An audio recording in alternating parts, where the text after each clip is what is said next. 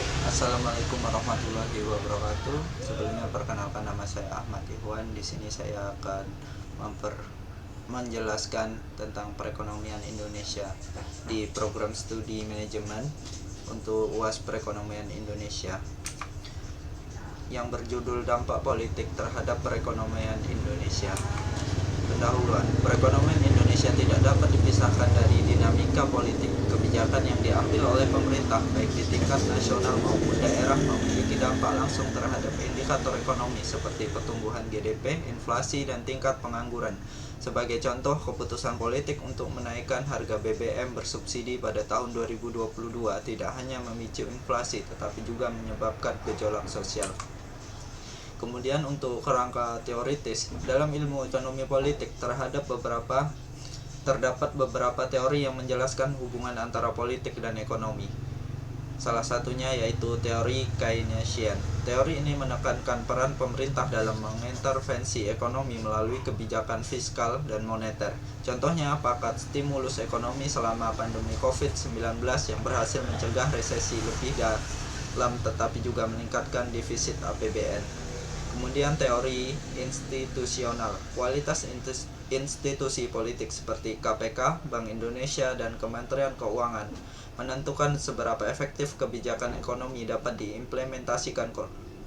Korupsi di sektor infrastruktur misalnya telah menghambat penyerapan investasi asing. Kemudian political business cycle theory. Teori ini menjelaskan bagaimana pemerintah cenderung melonggarkan kebijakan ekonomi seperti meningkatkan bansos untuk menjelang pemilu untuk menarik dukungan publik, meskipun berisiko terhadap stabilitas fiskal jangka panjang. Kemudian dampak politik terhadap pertumbuhan ekonomi. Pertumbuhan ekonomi Indonesia dalam 5 tahun terakhir menunjukkan fluktuasi yang erat kaitannya dengan peristiwa politik. Di pemilu 2024 menjelang pemilu terjadi peningkatan belanja pemerintah untuk proyek infrastruktur dan bansos. Hal ini mendorong pertumbuhan ekonomi jangka pendek tetapi juga meningkatkan defisit APBN.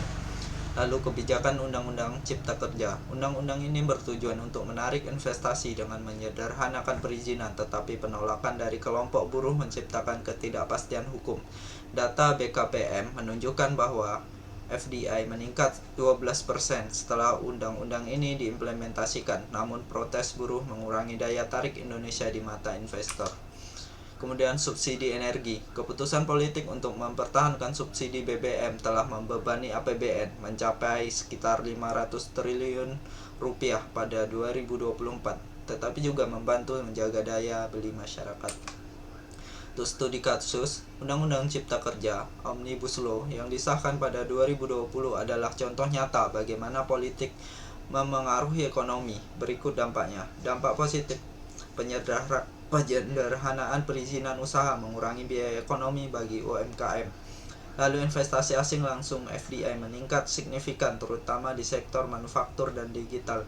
Untuk dampak negatifnya sendiri yaitu protes besar buruh terjadi di berbagai kota karena klausul upah minimum dan outsourcing. Kemudian ketidakpastian hukum muncul akibat judicial review di Mahkamah Konstitusi. Program bantuan sosial, bansos seperti BLT dan PKH sering digunakan sebagai alat politik terutama menjelang pemilu. Untuk dampak ekonomi, konsumsi rumah tangga meningkat, mendorong pertumbuhan ekonomi jangka pendek. Namun, anggaran bansos yang membengkak sekitar 150 triliun rupiah pada 2024 beresiko terhadap defisit APBN. Untuk dampak sosialnya, bansos mengurangi angka kemiskinan sementara, tetapi juga berpotensi menciptakan ketergantungan.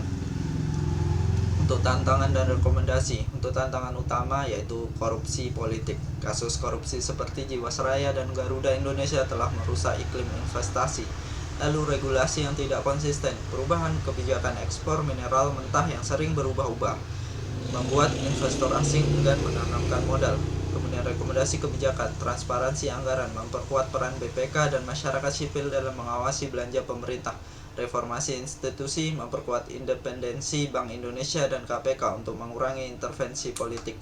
Kesimpulan, politik dan ekonomi Indonesia ibarat dua sisi mata uang yang tidak terpisahkan. Kebijakan politik yang baik dapat mendorong pertumbuhan ekonomi, sementara kebijakan yang buruk berpotensi menghambatnya. Untuk itu diperlukan koordinasi erat antara pemerintah, pelaku usaha, dan masyarakat.